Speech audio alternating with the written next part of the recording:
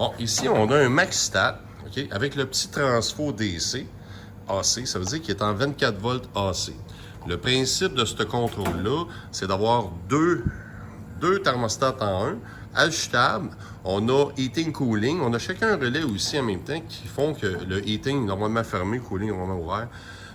On a aussi le délai dedans. On a des délais jusqu'à 10 minutes. On se trouve à avoir aussi un différentiel jusqu'à 30 degrés Celsius. Il est seulement Celsius. On a là-dedans aussi la possibilité de mettre des limites. Low limit, high limit, ou en faire un thermostat normal. On peut en faire une alarme si on veut. Les deux fils du transfo, on les plug sur le 24 volts. Et ensuite, ici, on prend le premier relais. Okay, c'est là-dedans, c'est avec ce relais-là, le fil jaune et noir, qu'on va connecter pour en faire un freestat. Parce que le principe, c'est de faire un freestat de thermopompe. On va connecter le R et le B de la thermopompe. Alors, le thermostat, une fois en mode, on va l'ajouter à 1 Celsius.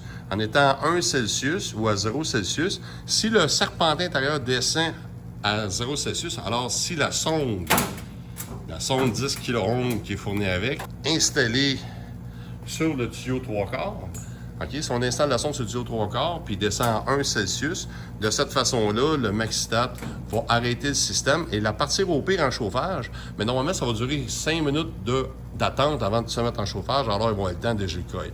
Ça se reproduit, ça va cycler constamment jusqu'à temps que le client se rende compte qu'il y a un problème avec sa machine. Alors, pour le programmer, on va aller tout ici. On pèse sur 7. Une fois, on le maintient. Ça, c'est le tuyau 3/4 qui est connecté là. Fait que 7, on l'a mis, il est présentement en cooling. Alors, ce qu'il va faire, c'est que sur une montée de température, il va fermer le contact. Nous autres, on va le mettre plutôt en chauffage. Fait qu'on va le mettre en chauffage. Ensuite, P7, ça c'est le timer. Calibration. High limit.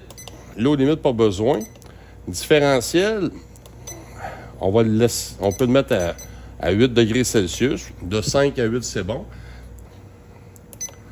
Alors, on va ajouter la température à 1 Celsius. Ou à 0, ou à 1 Celsius, c'est bon. 7. Et ensuite, c'est fini pour la programmation. Dorénavant, le MaxStat est prêt. Aussitôt qu'il va descendre à 1, il est à 5,8. Si la succion descend en bas de 1 Celsius, c'est un signe que le coil serpentin intérieur est en train de geler et c'est ce qui va arrêter le système.